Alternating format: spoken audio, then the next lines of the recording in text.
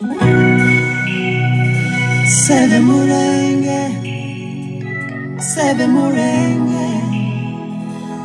ibyo boni mbere yawe bizashira sebe murenge gakono yanjye ibyo boni mbere yawe bizashira nagira ngo mvuge bikanga basohora amajwi nibumve azamura agatoki ntibambone kubera iki njyewe ubwoko bwanjye buricwa isi yose ibibona murenge nziza gakondo yanjye uraziriki muraho neza muraho abavandimwe inshuti abakunzi ba Radio Ncatatu turabakunda turabaramukije tubahaye mwiriwe cyangwa se mwaramutse bivanye naho buri wese aherereye natwe hano muri Arizona ubu nyine ni mwaramutse busa nk'ubukeye ni 6:30 z'ijoro abafite isaha y'imbere muri East Coast ni nka 9 gutya cyangwa 8 ni mwaramutse n'abari mu bice by'uburasirazuba paraporo ya Amerika nko muri Afrika ndetse na za Australia naho ni mwaramutse ngira ngo cyangwa mwiriwe muri Australia nibyo ariko mu karere k'ibiyaga bigari naho nyine ngira ngo ni mu gitondo cyangwa bari kubashaka kugera saa 6 z'amanywa turabaramukije rero bivanye n'aho wese aherereye tubahaye karibu muri kino kiganiro ni Radio Ncatatu radio yanyu Radio Ncatatu ivugira mu gihugu cya Amerika ni muri Leta Arizona ni mu mugi wa Phoenix iyo tuvuga Phoenix ni wo mugi mukuru wa state ya Arizona.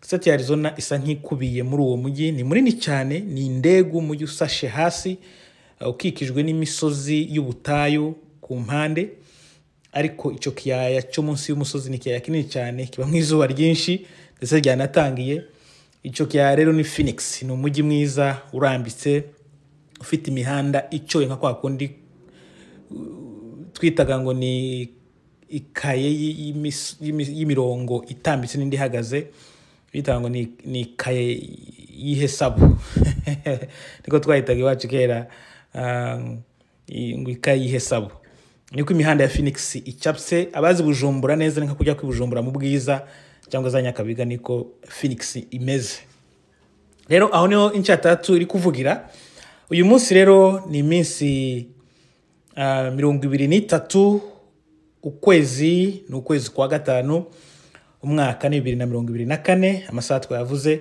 ni 6 z'ijoro n'iminota 30 kuri microphone rero nije Benjamin ruramira nkurikiye nk'ibisanzwe nkaba rero mbahaye kare muri kino kiganiro ntabwo ari amakuru twateguye tugenda tuvuga twanditse turiko turaganira namwe ndabiyegereje rero kugira ngo tuganire namwe ni umwanya mutoya ntabwo tutwara umwanya muremure turiko tushagara ngo tubaganire ku bintu bihari Radio Ncatatu murabizi intego yayo ni ukuvuga amakuru afitiye rubanda akamaro kuva Ncatatu itangiye muri 2015 mu Burundi ubwo twari tukiri mu gihugu cy'ubuhungiro ubu ni muri 2024 tuvuga amakuru afitiye impunzi afitiye communauté akamaro tuvuga politike tuja mu bindi biganiro na politike twayivuga ko turayizi tuzi no kuyikurikirana n'ubundi turayikurikirana amakuru yayo turakurikirana nayo tuvuze ngo tuyandike tuyacukumbure nazo turabishoboye cyane ariko hani si bizo community yacu bikeneye nyine ibintu bibafitiye akamaro bi affect ubuzima bwabo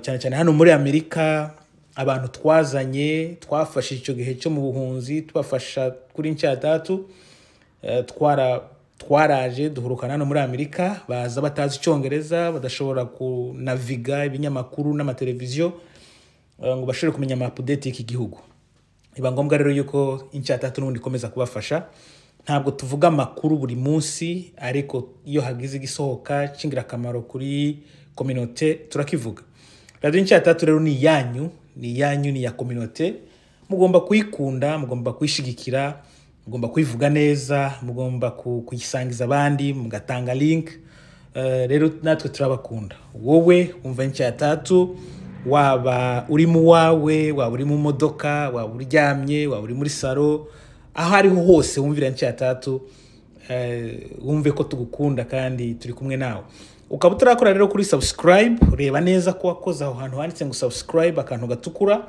ugakoreho igihe dutanze ikiganiro kibari ingirakamaro uzozubona notification akamesaje kinjira kakwereka ko Incyatatu ishize ikiganiro.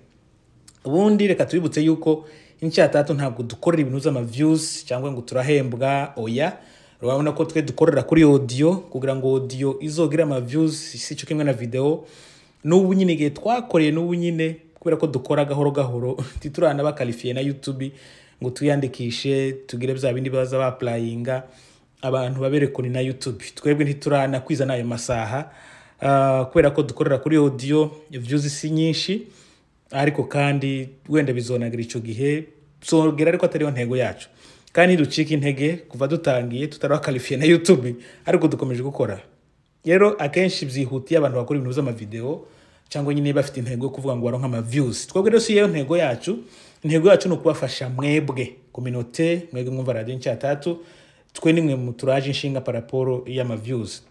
Rero tubabwira ngo mukore kuri subscribe, so kuvuga ngo na ama views yanyu dukeneye na nugira ngo muza mubona bino biganiro byacu ntibikaza bibacika. Rero reba ko wayikozeho uyikoreho kugira ngo dushizeho ikiganiro uzukibona mu buryo bwihuse. Reka rero turamutse abantu bakunze batuvugishije inbox, abantu bari Karimi turabaramukije mu papa Vieux Mathias Magereza, turamuramukije cyane, yigeze ku telefone igihe kimwe turavugana, vuze izina ryiwe kuri channel, ariko nugira nyine abantu bumve ko tumuramukije.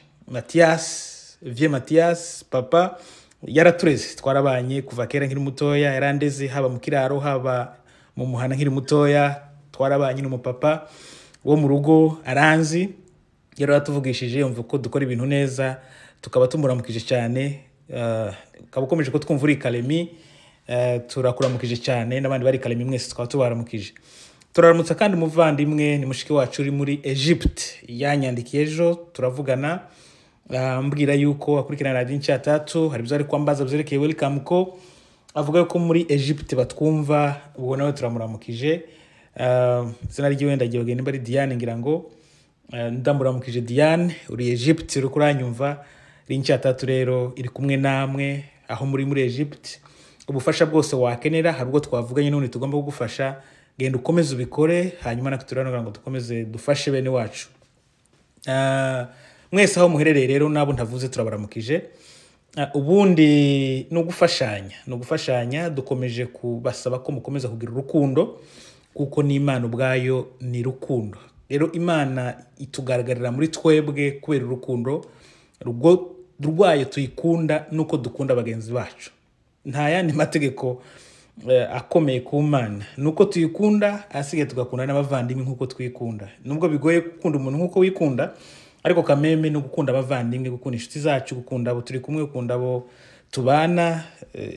Yes, nta kindi nababwira muri uyu mwanya, nuko tugomba kugaragarisha Imana muri twebwe dukoresheje urukundo. Si ukuja mu itorero kuja kumva ubutumwa bwiza, si ukumenya kubwiriza cyane, si ukumenya gukora ibintu bijya byose wumva ko wakora, ariko udafite urukundo buriya biba bigoye, kubera ko Imana nayo bwayo ni urukundo. Rero tugomba kugaragaza urukundo, nimba tuje mu matorero, nimba byo dukora byose, nimba dukijijwe, ariko tudafite urukundo buriya biba bigoye. Rero ni urukundo. Incyatatu rero ubwayo ni rukundo, irabakunda. Ibyo dukora byose ni benevole, ni ubwitange kubera urukundo tubafitiye. Dukoresha amasaha menshi kugira ngo dusore ikiganiro, tuba twagiteguye, tuba twabisomye, amasaha twagombye gukora ibindi bintu, turakatinga tugakoramo n'ibingi kugira ngo tubafashe. Ntituzi iyo bizaherera, ariko nuko twumva ko dufite uwo mutima, dufite urwo rukundo kugira ngo dushobore kuba twabafasha. Turabizi ko Incyatatu igeraho murayumva kandi igashobora kuba yabafasha. Tugiye kubaganira rero, icyo tugiye kubaganirira ni welcome ko niyo turiho, yibu nyine turiko dukora kugeza ubu nyine abantu ntibarayihagurukira, ariko abandi barayihagurukiye. Communauté yacu nimba uko navuga sibyo wenda n'abanyamurenge siko n'abandi ariko bateye, ikintu kitaragera mu banyamurenge twe ukuntu tumeze kiba kitarakorwa. abenshi baravuga bati ni bande bamaze kuza. Umunyamurenge ataraza bisigura ko nta muntu uraza. Ntazi ko abasomali boza, ntazi ko abasudani boza, ntazi ko abandi boza. Nta muntu ndabona. Hari undi umaze kuza se ninde? Noneho namubura ko nta munyamurenge uraza. Nawe akavuga ati reka mbe nigendeye muri shift mashakisha amafaranga nzoba ndekara rwanje nyuma. Yes, rero tugiye kubaganirira rero kibereka yuko hari abamaze kubikora. Muraza kubyumva nubwo wenda muri community yanyu cyangwa se wowe utarabikora wumve ko hari abandi bamaze kubikora kandi bigaragara nyine ko binafite consequence ku bantu bari ko bitonda. Yes, tugiye kubaganirira turavuga kuri Uganda bayibaninze. Rero bayibaninze bahagaritse temporary ku bantu ba applica amadosiye mu Bugande kubera impamvu zuko amadosiye yabaye menshi y'Ubugande ku isi hose. Abantu bose bari ko ba applica Ubugande ni bwo ufite amadosiye menshi bamaze ko applica ku buryo welcome ko yarengewe yavuze iti reka tube duhagaritse bukeya. Turaza kubivuga mu kanya kuzerekeye Bugande. Turavuga kandi kuri America Latine. Hari impunzi ziri muri America Latine, ntabarira hari impunzi ziri muri America Latine. Hari ukuntu welcome ko yahise itanga itangazo kubiberekeye ariko ntabwo dufite muri America Latine, ariko nabyo turi buze kubivuga. Ubundi kandi turavuga no ku mpunzi ziri ko ziza nyine muri welcome ko si nyinshi, ariko iyo tumaze gusoma ubu nyine kuri welcome ko yashoye kuza nayo turayivugaho. Reka rero tubahe karibu rero tubiyegereza nubwo tuvuze introduction ndende twaganiraga namwe. Reka rero twumve Save Mulenge hanyuma tuganire duhereye Bugande America Latine tuje nano muri Amerika kuba maze kuza kubwa welcome ko ni mukanye rero nyuma y'iyi nanga. Qu'est-ce que j'ai fait à l'Assemblée nationale? Qu'est-ce que Maître Azara Soubero a fait au gouvernement? Qu'est-ce que tous ces généraux font dans l'armée? Allons jusqu'au bout de la logique.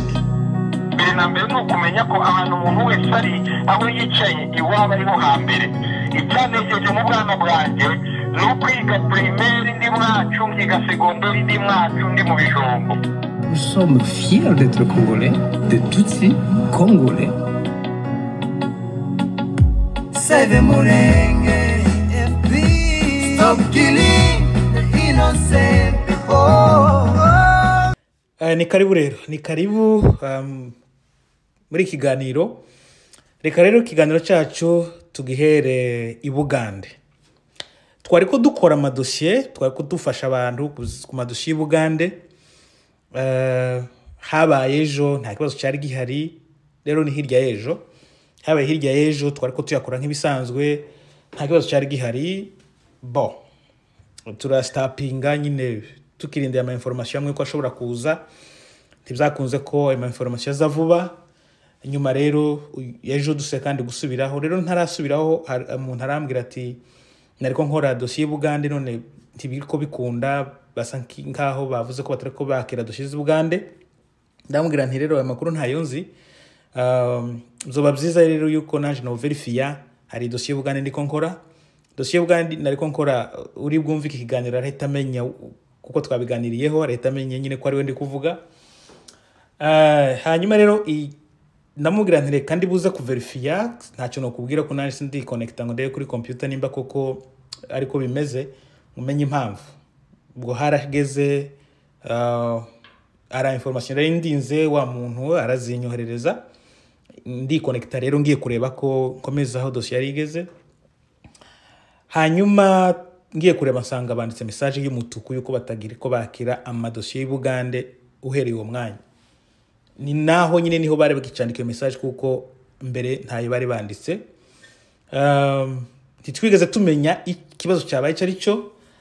Rero nabwiye nyiri bwite yuko bitagikunze kandi numva nyine ni nkura akababaro. Titwamenya impamvu babikoze. Turavuga ati peut-être yo bari izindi impamvu Ubugande babukuyeho. Twibajije byinshi turavuga ati peut-être no kubera Ubugande butemera abatinganyi bashizeho amamezi rakomeye amategeko y'igihugu aburwanya noneho Amerika ntibishigikiye se yo bari yo mpamvu babukuye kuri liste. Ntitwigeze tubimenya koko. Turavuga ati nta kundi. Icyo twaje gukora twararindiriye uyu mwanya rero nibwo banditse article banditse kinyamakuru welcome ko cinjiye muri email mukanya hari ukuntu nasayininze kugira ngo amakuru yabo nze nyambona mugihe bayanditse abanditsi kinyamakuru bavuga yuko bahagaritse temporarement cyangwa se temporary ama application y'i Bugande bitewe nuko baronse bafite amadosiye menshi volume yo hejuru y'abantu bari ku applica. Welcome ko kwisi hose ngo i Bugande ndiho bafite abantu benshi bamaze ku applica. Ati rero kubwiyo mpamvu ntidukomeza kwakira andi madosiye nayo dufite turarangiza kuya treta. Rero tubanje guhagarika buke y'ibyo Bugande kugira ngo ayo dufite tubanze tuyakura imbere tuyakorere tuyatrete narangira tuzobona gufungura abandi bari inyuma no ba applique. Bavuga yuko umuntu wese wamaze kohereza iyi Bugande nubwo batarayi certifyinga ariko idosiye yose iri under review, umuntu wese wasendinze ku Bugande iyo pose ntabwo imureba, no kuvuga ngo nguwo baza reviewinga bazayohereza. Rero turashobora kwibaza none aya madosiye yose angana gutya y'i Bugande yatumye bahagarika igihugu kubera ko amadosiye ari menshi. Twavuga se ko aya ngaya araya Abanyafrika bo muri Grand Lac, n'aya Bakongomani se, n'aya Abanyarwanda, n'aya Barundi, n'aya bande. Nicyo kikwereka yuko hariho abandi bari kubabikora, nubwo wowe utaradeklara wawe hariho abandi bari kubabikora kandi bakundana bakorera hamwe nk'Abarabu, nk'Abasomali cyangwa se Abasudani.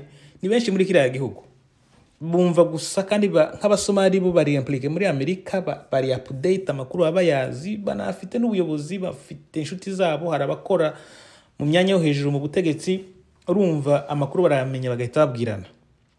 Rero kayo madosiye yose kuvuga ngo bafunge gutyo, sinzi ko hari Abakongomani arimwo babaye mu yandi moko cyangwa se umwoko w'Abanyamurenge, simbizi. Ariko icyo twashaka kubabwira nuko no kubereka nuko hariho abandi bari kubabikora kandi bafite umuvuduko bari kubasiganwa nyine bazi ko bino bintu bizugara. Rero nimba turiko tubabwira welcome ko turabasabira ngo muri profit. Iyo twababwiraga nk'i Bugande abantu ab'Uganda baje kubugaranira, mu by'ukuri sinzi yuko ibyo bafite ubu nyine batari kubigirana mbere hose. Ariko nyine ni kwa kundi kwitonda mu bintu, nubwo nyine bazofungura turabyizeye, ariko urumva nyine bazoza batinze nk'igihe buziye paraporo igihe buziye mbere. Rero nimba Bugande babuhagaritse ubu nyine mwumve yuko na Kenya buhagarika, kuko na Kenya ari impunzi nyinshi zayo moko yose twari tuvuza Abasomali, Abasudani, Abakongomani bande. Rero nimba ufite dosiye muri Kenya nawe nibyo turiko tubabwira, nimba ufite dosiye muri Kenya tuze volume ubu nyine Kenya igezeho. Ni ukuvuga ngo nyuma y'u Bugande biriya bihugu bisa nkaho bivu ari amahasha kuzerekeye impunzi, ni ukuvuga ngo nyuma y'u Bugande hariho Kenya. Rero nimba ufite dosiye muri Kenya yinyarutse, hari umuntu uza kutumufashe akagenda kuja gushaka kuvuga ngo bamwoherereze form cyangwa se alien card, akamara icyumweru ngo yagiye kubishaka. Abandi baba batangiye bagiye gushaka amadokima ngo bakore background check, akamara ibyumweru 2 ukwezi atarasohoka kandi guhamagara. Nyuma y'iminsi ukumva arahamagaye ngo sewe ngo se harya ngo nibiki bikenewe kandi yarabihawe uzagomba gushakisha. Okay, ndumva yuko ari wo mwanya wo kuba mwabyihutamwo, ubundi kandi abantu ba telefone ngo se ari umaze kuza. Nta uraza mu bo tuzi twebwe, nta uraza ntawe turabona umaze kuza, ariko n'ababikoze tumaze kumenya ko bamaze kugera ku ntambwe ishimishije, bamaze guhamagarwa. Rero ni wowe ugomba kumenya nta kuntu programme yabaye lance mu kwezi kwa mbere, faze ya kabiri abantu baba bapuritse baba bageze ku rwego rwo kuza, kandi namwe mwaje muri impunzi muzi processes impunzi zifata. Rero nta tandukaniro riba rihari kuri ijya processes mwakoze muhaye muze mwe muri impunzi n'aba ba welcome ko umva nabo bazoca muri ya processes. Ntimwumve yuko ari automatique, ariko mwumve yuko mutanze dosiye yabo mubadeje mwugure dosiye yabo mwamushize rero muri processes kugira ngo bamukorere.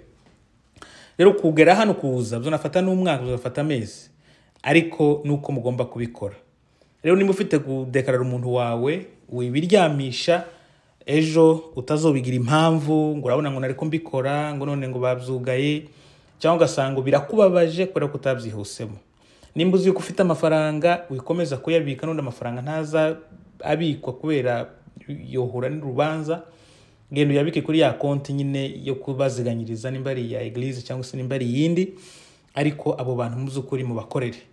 Rero iki kiganiro cyane kwari ukubereka ko abandi bantu ko barakora kugeza naho bahagarika igihugu kutakira amadoshe kubera ko volume yabaye nini. Abo ngabo ntabwo ari abanyamurenga, busa abarundi, busa abanyarwanda, abo na yandi moko y'impunzi ziri Buganda. Reba abantu dufite Bugande b'abanyamurenge uburyo ari benshi, mwumva yuko amadoshe yamaze kuba depose y'abanyamurenge nangahe muri zira mpuzo zose dufite hariya ni makeya. Sinibaza ko amadoshe y'abanyamurenge ari menshi amaze kudepozwa i Bugande. Rero Bugande barabuhagaritse, babushize muri pause. Tuzakomeza tubukurikirane turebe ko bazofungura. Nibafungura tuzahita tubabwira. Muzahite please, umuntu ufite Bugande umva ko agomba kudekarara, muzahite mubikora vuba. Naho mwebwe mbo muri Kenya, abantu deje batangiye kuaplikira bo muri Kenya mu binyarutse mwohereze. Ikindi n'abafite kuaplika bagave mu nzabikora. Rero namwe nimugarageze mubikore mu nzira, mubikore ko ntimuzi ikizaba kirejo byose udakontorora dukorerwa ayo mahirwe no kuya profita. Nguko rero twari tubabwira rero yuko hari abandi bari kwabikora. Icyo cyo kuvuga ngo hari abandi murabyumvise ko Bugande ababikoze mbere ariko bimeze. Rero bavuze ngo abadepoje mbere iyo pose ntibareba, bazakomezanya naho abari ko bakora ubunyine ngo badepoze no kurindira ayari imbere bakayakorera, akagenda akava imbere bakayohereza muri migration. Ikindi bavuze yuko dossier ko analyze dossier kugeza baya province bivana na case uko imeze. Umwanya ifata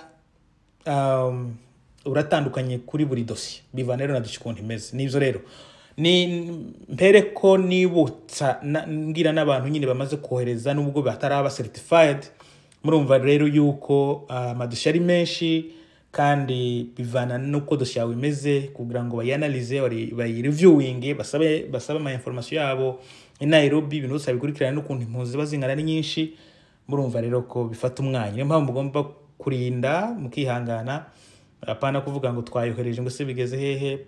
Kizima nyine tuba turiko tubona ko iri under review.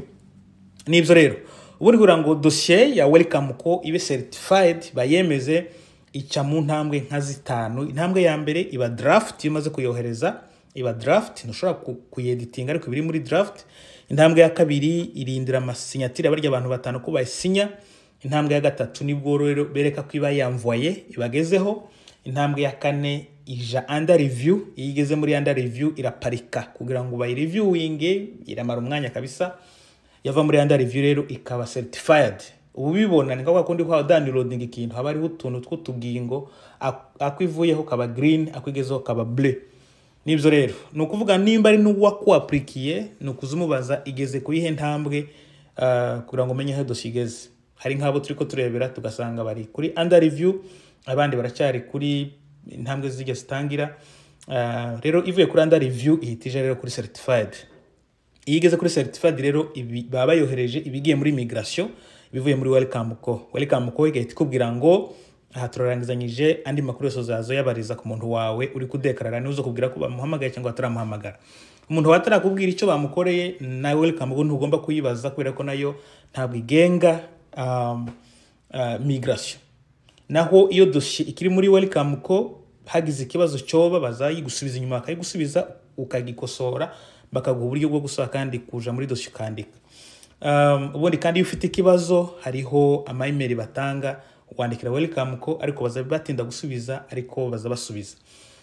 Kindi nuko dossier muri welcome ko ntabwo ipfa, ahubwo barayigusubiza ukayikosora, ariko ndakubwira ngo ikamba wenda ukatanga ibyo ukabura ibyo bagusabye, ariko ubifite wenda wabikoze nka nabi barakubwira ukayikosora.